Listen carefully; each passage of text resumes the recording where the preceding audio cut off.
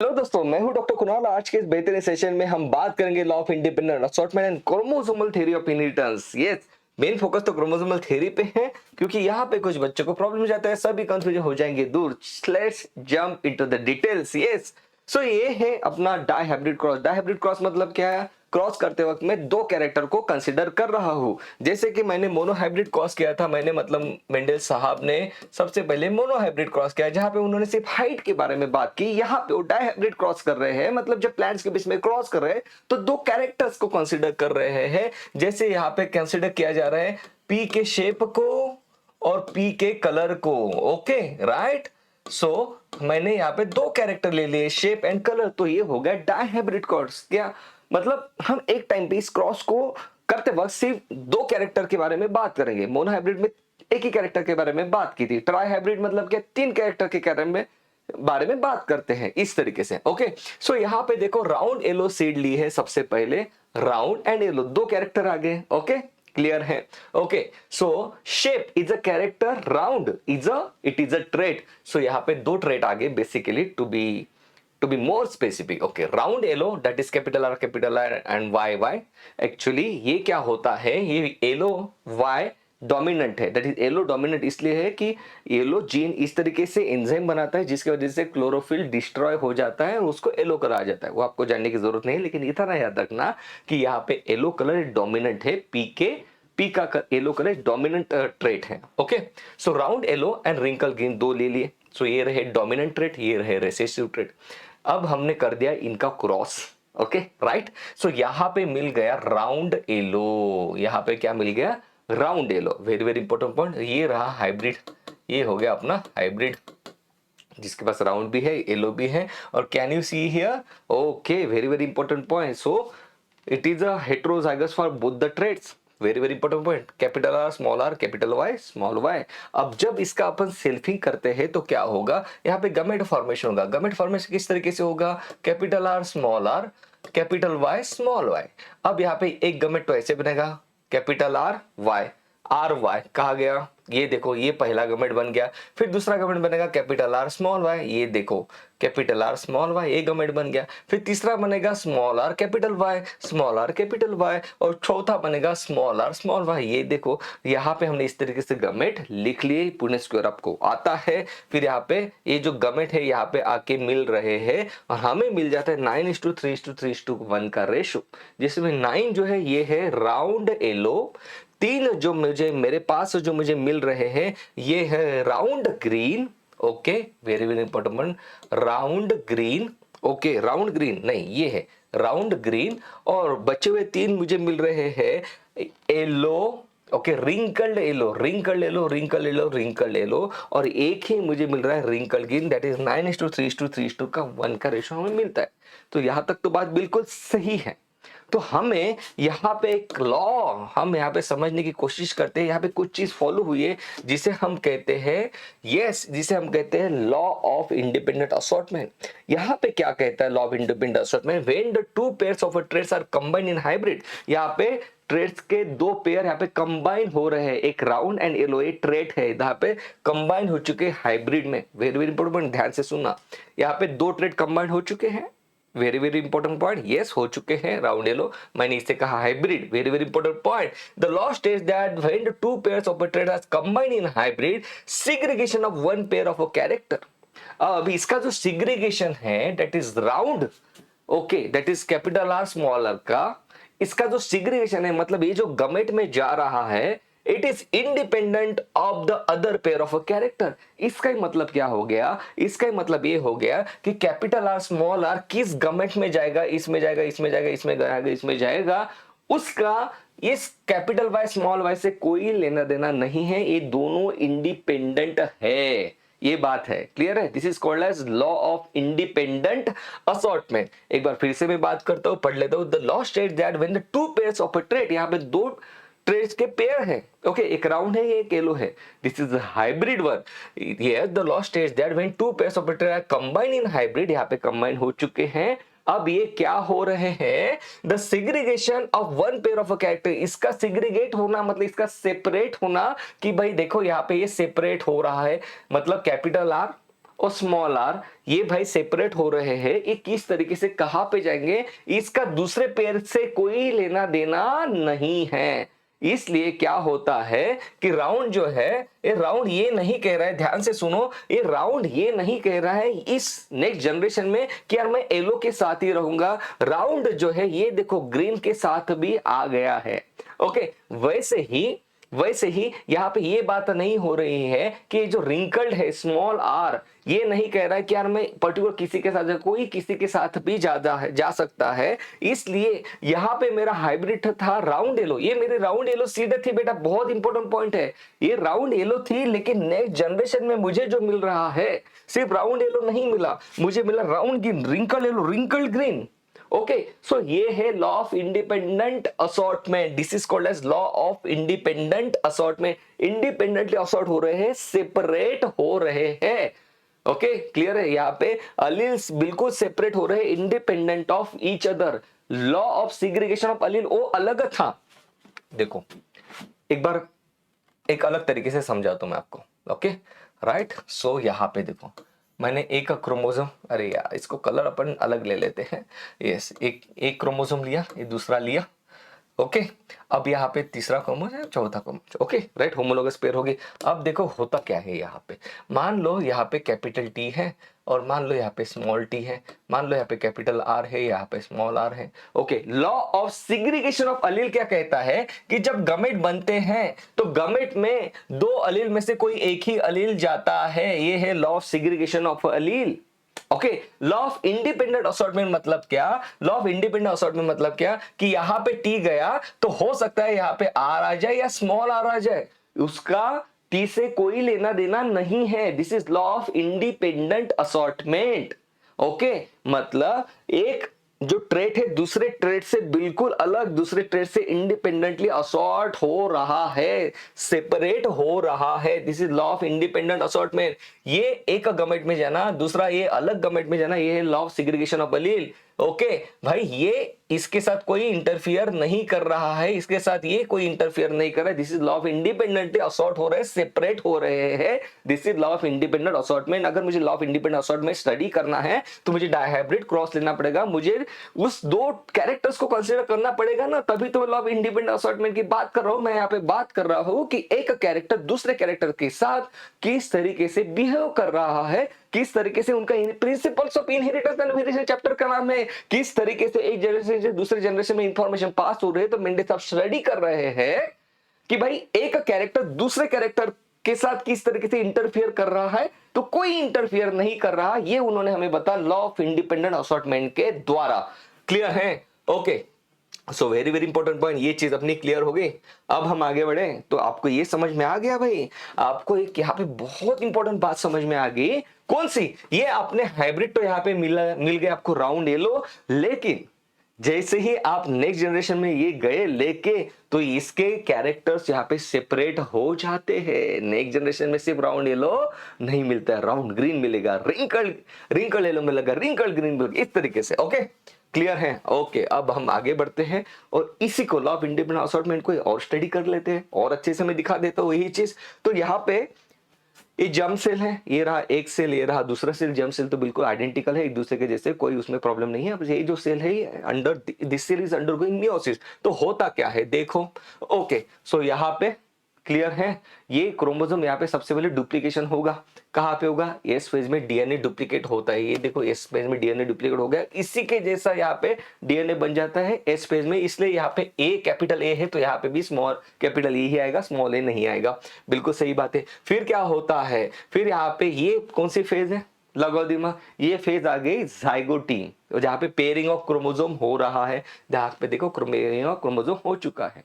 Okay, अब आगे बढ़ने से पहले देखो यहाँ पे एनसीईआरटी ने क्या कहा है, आपको कहा है कि भाई ये जो है ये यहाँ पे ये मेरा लेफ्ट साइड है, कैपिटल बी मेरे लेफ्ट साइड में आ चुका है, स्मॉल बी मेरे राइट में है।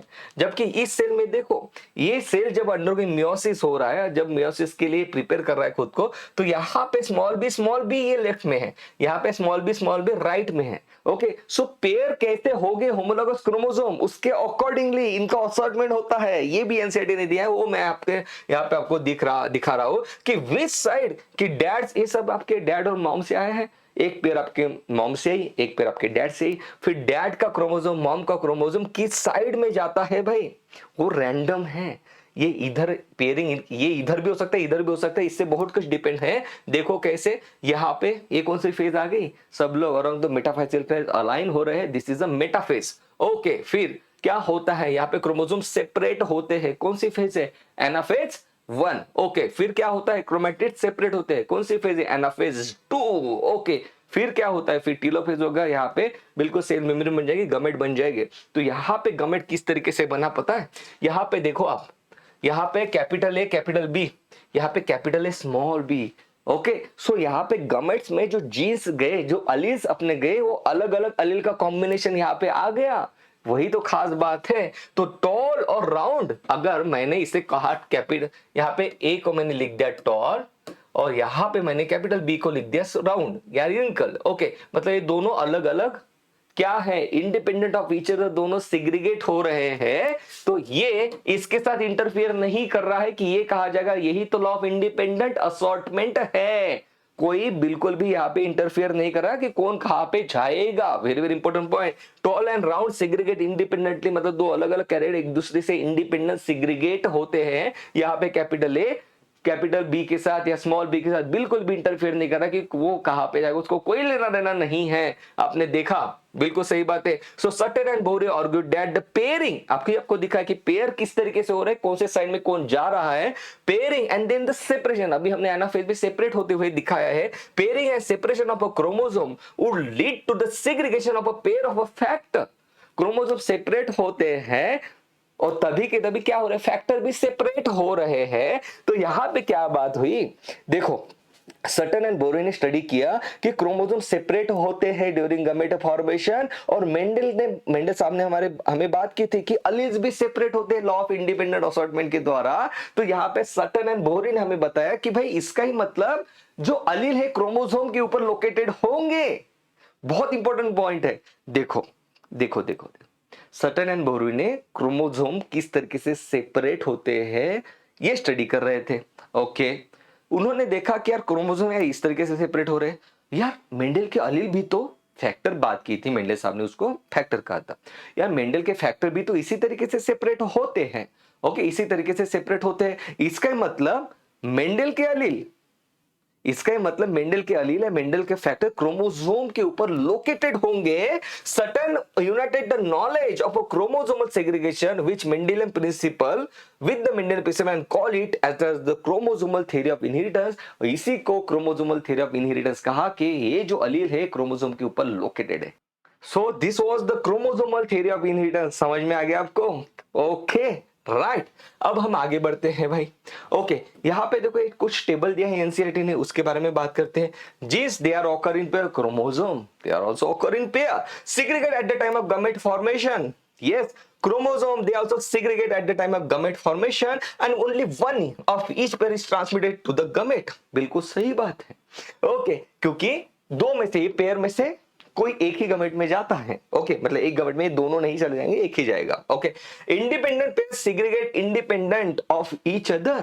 अब ये जो इंडिपेंडेंट पेयर है, अब ये है, ये जो अपनी पेयर थी कैपिटल ए स्मॉल ए की और कैपिटल बी स्मॉल बी, ये पेयर थी अपनी। ओके, तो independent pair segregate independent of each other, ये दोनों एक दूसरे के ऊपर कोई इंटरफेरेंस नहीं करते। ओके, ये तो था जीन्स के बारे में। One pair segregate independent of each other, ये इसके ऊपर डिपेंड नहीं है कि ये कहां पे जाएगा, दोनों इंडिपेंडेंटली सिग्रीगेट होंगे, गमेट में अपने आप चले जाएंगे, कोई एक दूसरे के साथ इंटरफियर नहीं करेगा। ओके, सो यहाँ पे देखो एनसीईआरटी ने एक डायग्राम हमें बताई है। यहाँ पे जो ग्रीन है ये रेड के नीचे आ गया, बिल्कुल राइट, पेयरिंग हो रहा है। ओके, तो लेकिन यहाँ पे ग्रीन येलो के नीचे आ गया। ओके, राइट, और इसलिए क्या हो रहा है, क्या हो रहा है, देखो इंडिपेंडेंटली असॉर्ट हो रहे हैं क्रोमोसोम एक दूसरे के ऊपर। यहाँ पे अलग टाइप के गमेट बने, यहाँ पे अलग टाइप के गमेट बने। इस तरीके से हमारे बॉडी में अलग अलग टाइप के गमेट्स बनते हैं। गमेट्स अलग अलग टाइप के बनते हैं, मतलब उनमें जेनेटिक कंपोजिशन अलग अलग है गमेट्स में, क्योंकि पेयरिंग एंड सेपरेशन ये अलग अलग है भाई। क्योंकि पेयरिंग जिस तरीके से पेयरिंग होगा उसी तरीके से फिर आगे सेपरेट होगा, तो सभी गमेट अलग अलग होते हैं, ये बात है। बहुत ही अभी तो बात कायस्मा और रिकॉम्बिनेशन की नहीं है, वो भी आता है बीच में, जिसकी वजह से सभी गमले एक दूसरे के अलग अलग है। This is the independent assortment of a chromosome. Independent assortment मतलब क्या, यहाँ पे जो रेड है, ये रेड ग्रीन को बिल्कुल भी इंटरफेयर नहीं कर रहा है, ये नहीं बोल रहा कि तू मेरे साथी आ।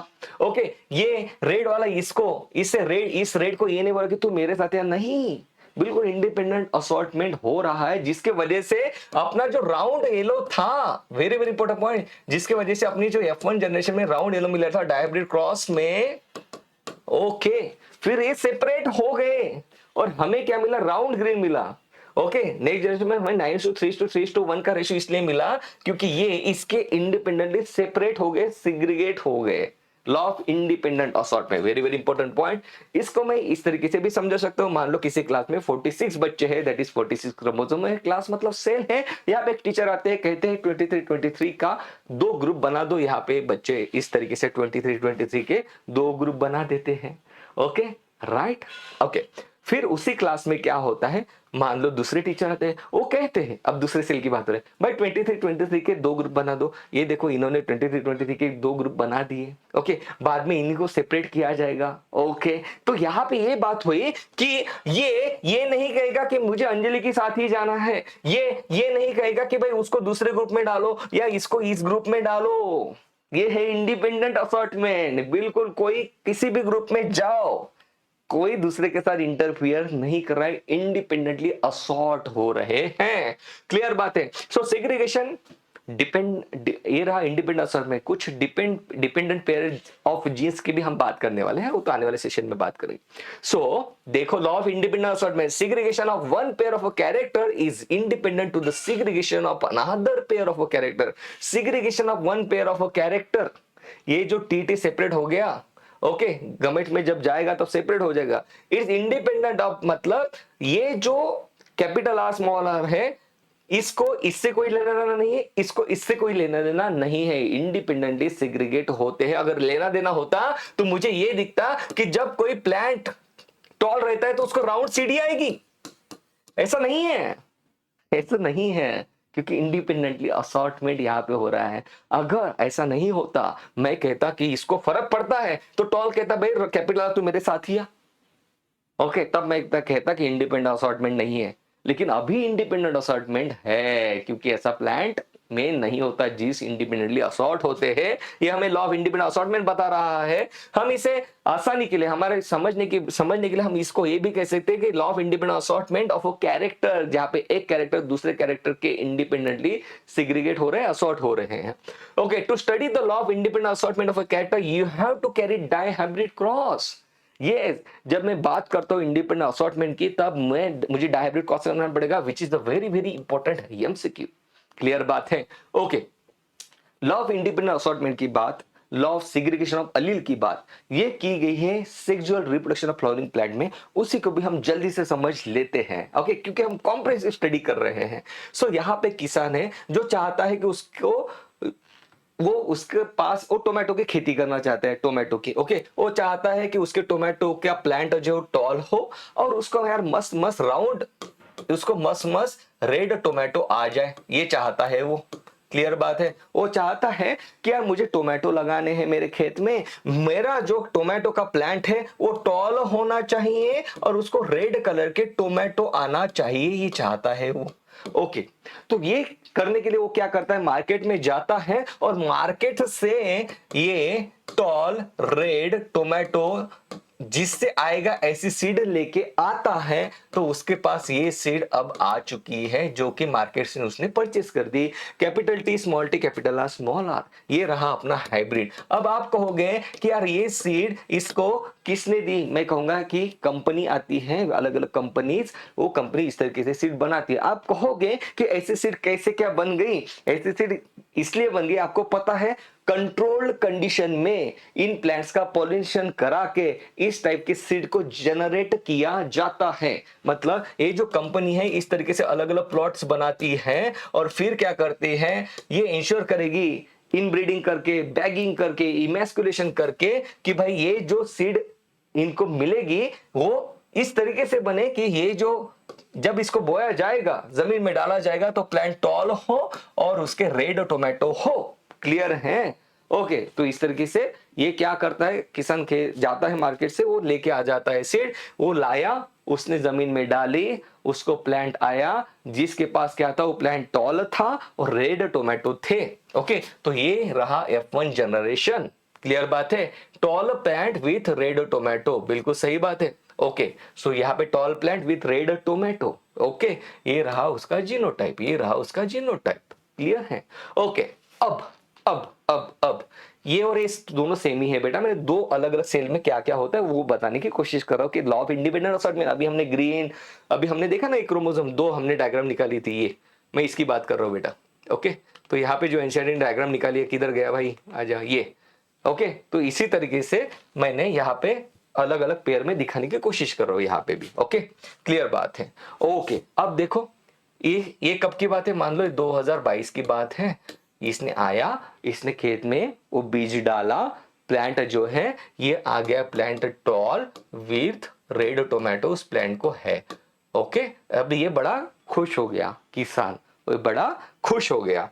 ओके, अब ये क्या चाहता है, वो कुछ टोमेटो तो बेच देता है बहुत सारे, और उसको कुछ टोमेटो के सीड को ये क्या करता है, ये चाहता है कि भाई उसको मैं अगले साल 2023 में इसी से मैं मेरा नया यार फिर से खेती करूंगा, इसी की मैं सीड डिराइव कर लेता हूँ, सेव कर लेता हूँ अभी के लिए, तो इसे मैं अब F2 करूंगा। वो F2 के बारे में सोचना की कोशिश कर रहा है, वो F2 के पास जा रहा है अभी, वो F2। ओके, वो F2 बनाने की कोशिश कर रहा है अभी, बिल्कुल ध्यान से सुनना। ओके, राइट, तो अब क्या होता है बेटा, अब बिल्कुल सिंपल है, क्या होगा, आपका F1 आ गया, tall red tomato, capital T small T capital R small R, तो इसका जो आएगा गमेट कुछ इस तरीके से बनते हैं इसके, जो अभी अभी हमने देखे हैं, बिल्कुल सिंपल सा कंसेप्ट है। तो क्या आता है यहाँ पे आएगा 9:3:3:1 का रेशो, ये आएगा 9:3:3:1 का रेशो। ये परेशान इसलिए परेशान क्योंकि ये चाहता था कि इसको सिर्फ टॉल रेड मिले, टॉल प्लांट मिले, उसको रेड टोमेटो हो, लेकिन इसके खेत में बाकी के भी आ गए 3:3:1 का रेशो लेके, ये आ गया डॉर्फ पिंक, इसको पिंक कलर के टोमेटो आ रहे हैं। ओके, ये देखो स्मॉल आर जो है ये पिंक टोमेटो है, और कैपिटल आर डोमिनेट होता है रेड टोमेटो का।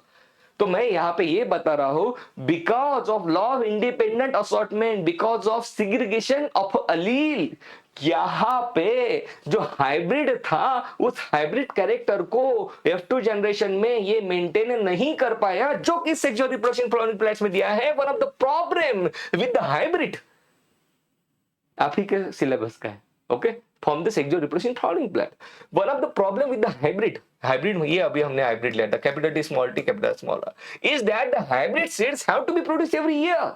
क्यों किसान एक ही सीड, उससे प्लांट आया, अब उसी प्लांट की सीड लेके वो बार बार खेती नहीं कर सकता, क्यों? It needs to be produce every year, उसी को आप सेव करके अगले साल करोगे तो भाई आपको टॉल रेड टोमेटो नहीं मिलेगा। क्यों? Because if the seeds collected from the hybrids are sown, यही किया उसने 2022 में, उसको टॉलरेट टोमेटो आ गए, उसकी सीड उसने कलेक्ट कर दी है, the plants in the progeny. अब 2023 की जो प्रोजेनी की वो कोशिश कर रहा है, विल सिग्रीगेट, टॉल सिग्रीगेट हो गया, टॉल अलग तरफ चला गया, रेड अलग तरफ चला गया। अब प्लांट टॉल तो है लेकिन रेड टोमेटो नहीं है उसको। ओके, कुछ को तो है, 9:3:3:1 का रेशियो, 9:3:3:1। ओके, तो ये टॉल और ये रेड टोमेटो है, टॉल हाइट एंड टॉल क्या है, हाइट, रेड कलर जो है टोमेटो, ये दोनों सेपरेट हो गए, सिग्रीगेट हो गए।